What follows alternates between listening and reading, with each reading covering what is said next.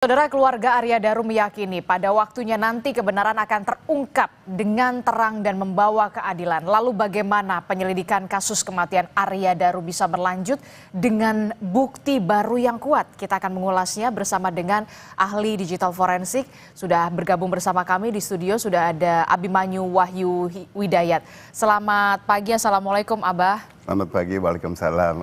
Ya, ini kan memang polisi sudah menyimpulkan bahwa tidak ada tindak pidana dan tidak ada keterlibatan orang lain. Tapi kemudian yang bikin kemudian membuat mencuat lagi adalah keluarga berharap ada penyelidikan lanjutan. Anda juga concern soal ini. Apakah Anda melihat ada hal yang belum tuntas dan memang harus diselidiki lebih lanjut dalam kasus Arya Daru ini? Banget sih ada dalam hal itu, tetapi saya juga mau menggaris bawahi sebetulnya pernyataannya polisi bukan menyatakan sudah selesai, tidak ada ya, tetapi nanti kan mereka akan mau follow up, ngomongnya gitu ya sampai ke Kompolnas. Saya dengar kemarin Kompolnas juga bilang kayak gitu, kan akan dibuka kembali, akan dilihat lebih lanjut.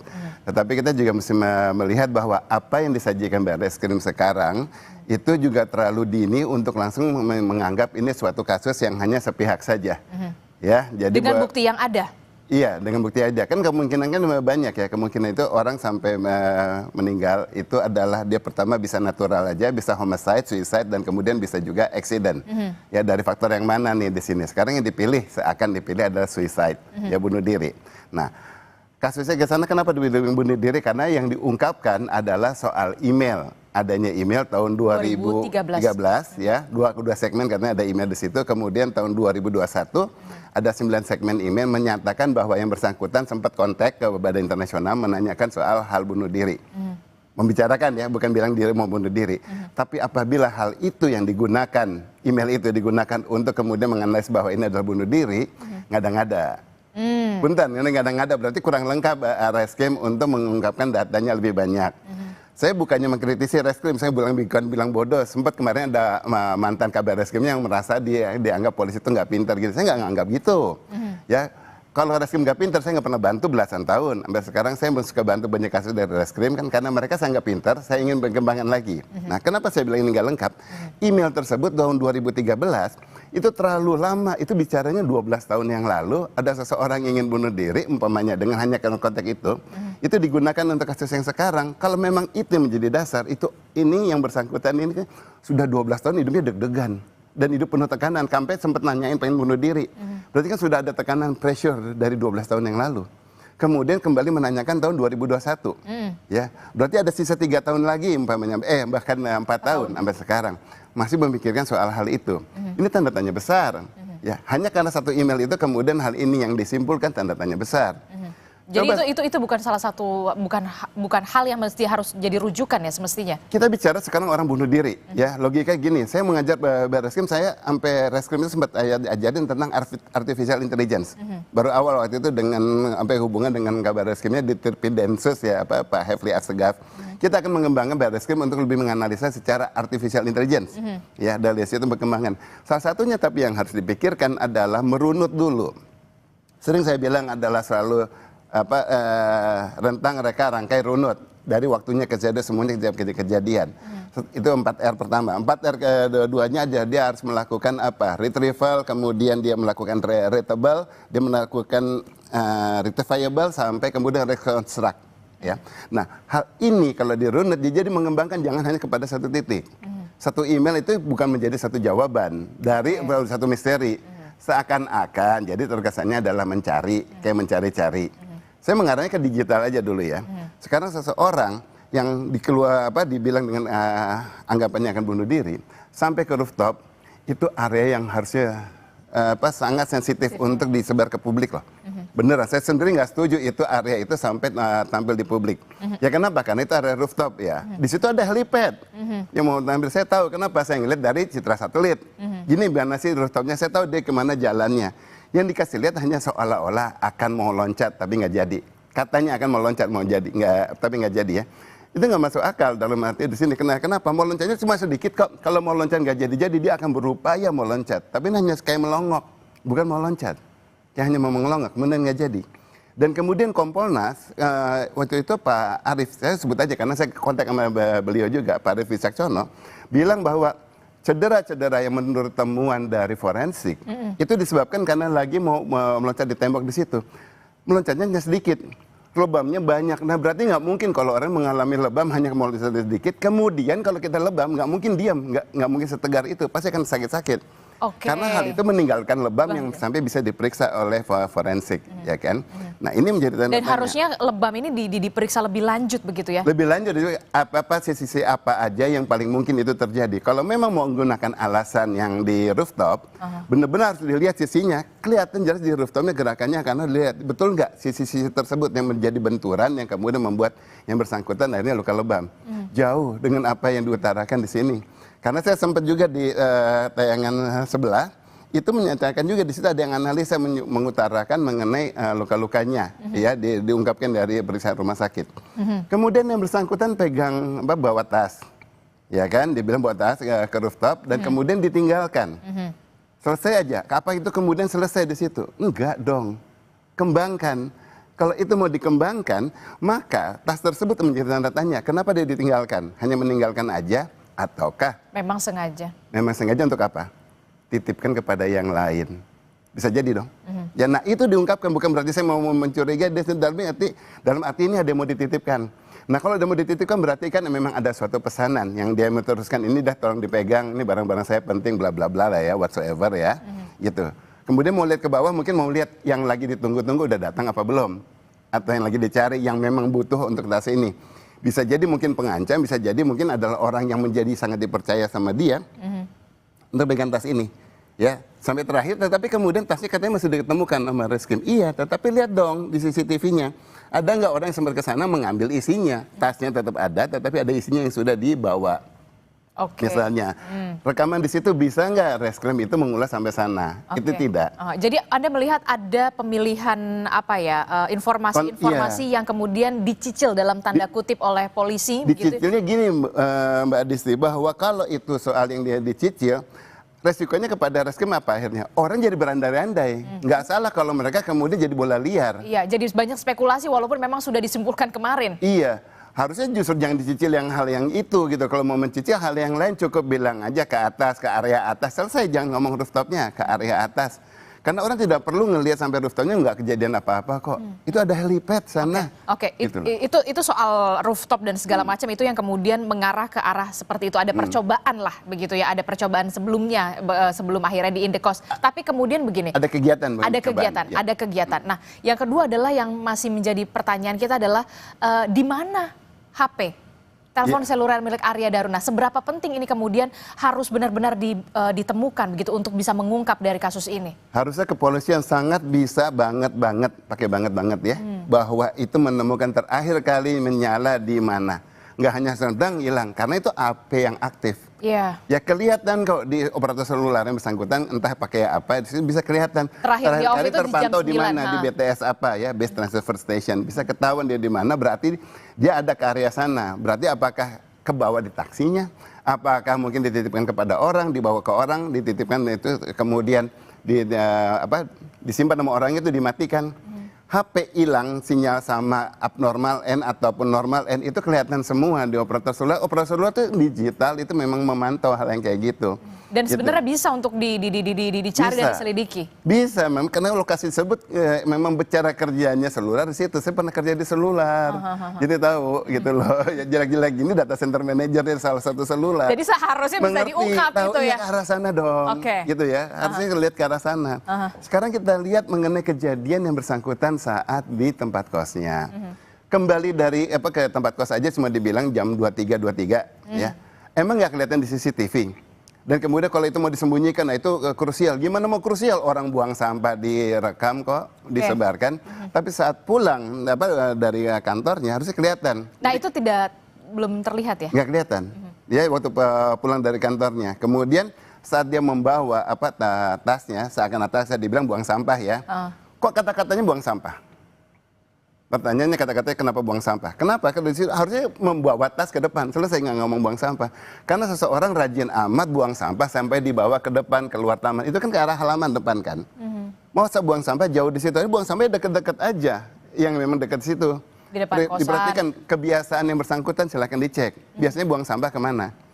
Dan kemudian kalau mau dilihat, mau periksa baru kali ini nih di Kompas TV saya utarakan. Sampah seberat apa yang bawanya sampai begini-begini. Bawanya kalau sampah tuh isinya enteng. Kalau itu kecil juga cuma sampah. Sampah sehari 2 hari kan orang nggak akan mungkin menyimpan kan. Nggak akan sampai seberat itu. Tapi sampai dibawa ke depan. Jadi menurut Anda apa? Ada yang sesuatu dibawa ke depan. Ya, kemudian itu entah kenapa dan untuk apa. Ya, kemudian kalau itu diulas langsung kemudian katanya kepolisian reskrim sudah mengulas dan dilihat tahu isinya. Hello, kejadiannya malam kan tanggal 8. Ya, polisi baru memeriksa berikutnya. Ya kan, nah baru diperiksa berikutnya sudah ada konfirmasi belum tukang sampahnya ngambil jam berapa. Tukang sampah nggak ada yang ngambil siang-siang, rata-rata pagi-pagi banget. Ya, nah kalau sudah diambil berarti harusnya udah kosong, nggak mungkin isinya itu ketahuan di sana sudah diambil. Tukang sampah kan nggak tahu ini sampahnya siapa, semua ada apa diangkut.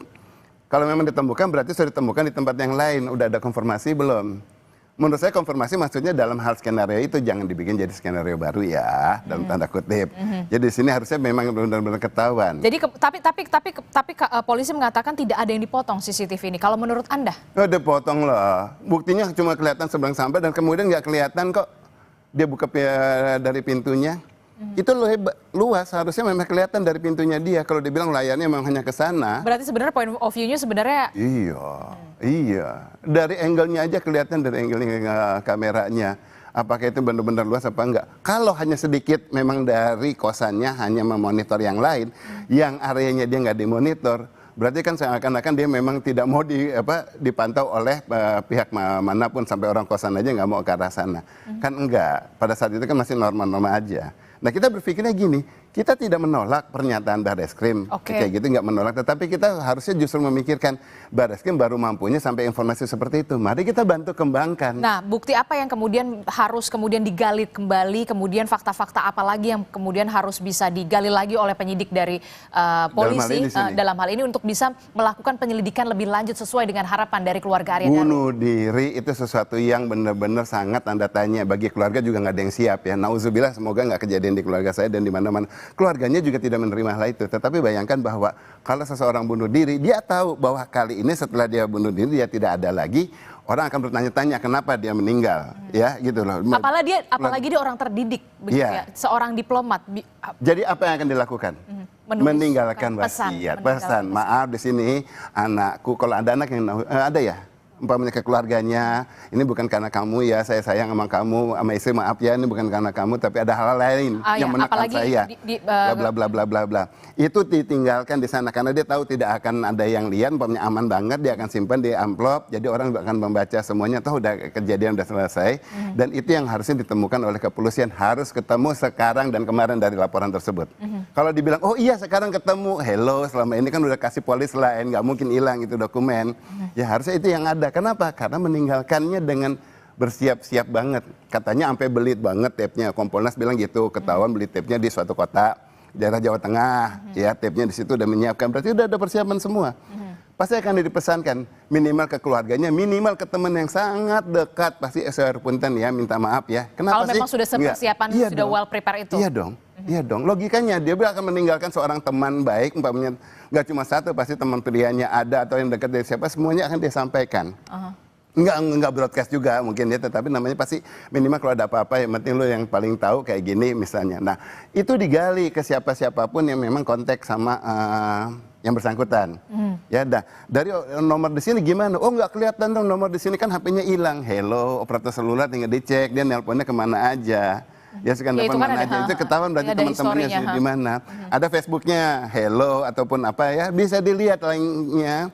Tapi kalau media sosial, tampaknya dia tidak terlalu aktif di media sosial. Nggak aktif, nggak peduli aktif apa enggak, sejauh kita masih ada kontak friend to friend-nya di Facebooknya, di situ, ya itu bisa kelihatan di aplikasinya kepolisian, ya.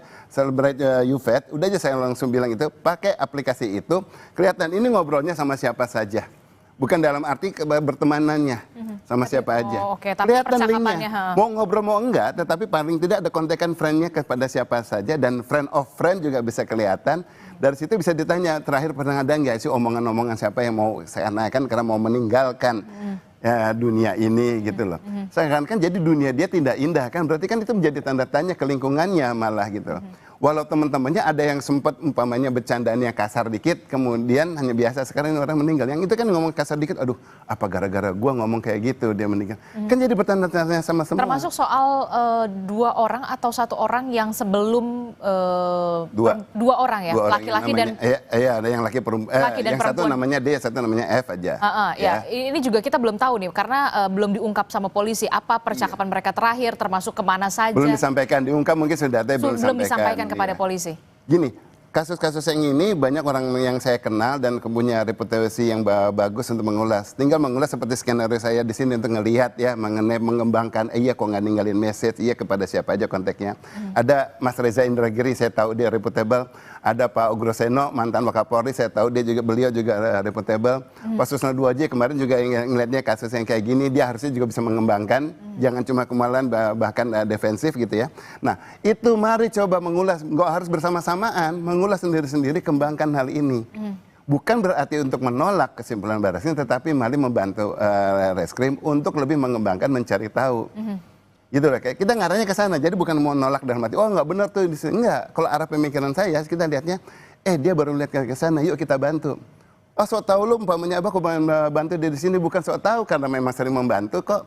Mari kita kembangkan yang orang-orang yang sering kita latih itu untuk bisa lebih mengembangkan kasus-kasus seperti ini. Jadi kalau kejadian bisa lebih detail. Ya dah, CCTV ada, bisa komunikasi seluruhnya. Ada melihat pengungkapan CCTV ini belum optimal? Bukannya belum optimal lagi karena cuma sedikit-sedikit. Contoh pernyataan Kompolnas dibilang ada 3 rekaman dari 7 kamera.